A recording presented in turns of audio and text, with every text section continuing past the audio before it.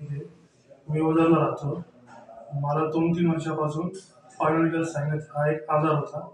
ते जास्त त्रास झाल्याने मी 2-3 ठिकाणी नाशिकला गेलो दवाखान्यात दाखवलं.